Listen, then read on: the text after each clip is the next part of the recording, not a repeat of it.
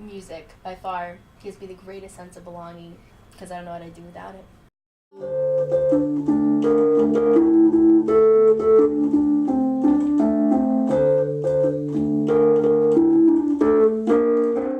Hi, I'm Roz Raskin. I am from the Providence-based band, the Rice Cakes.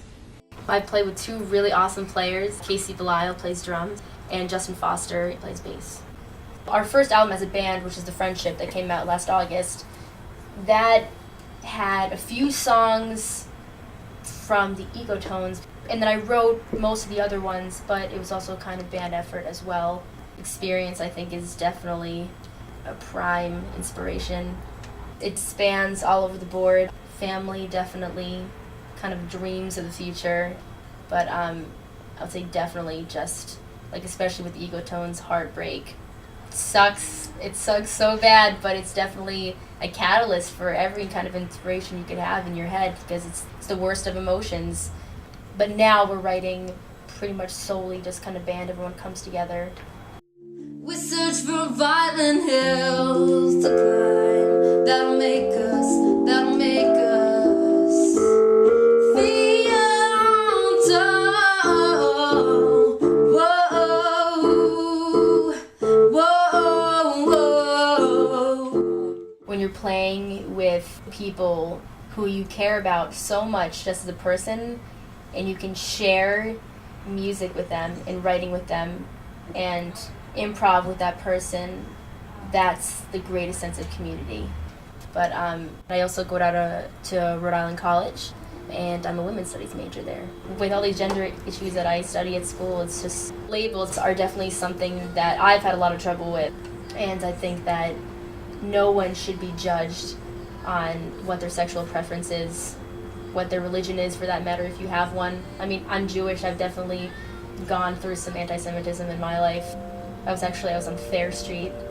Junior year, I was going out for Halloween after I got out of work, and it was a group of Catholics who were on the street, and they were talking about just Jesus, and they were calling out to people, asking people to believe in the Word of God. So I went up to this one man and I said, I would love to hear what you have to say about Jesus.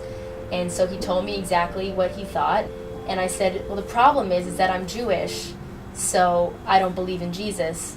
That's just the way that I was brought up and what I believe. And he said to me, do you know where you're going when you die?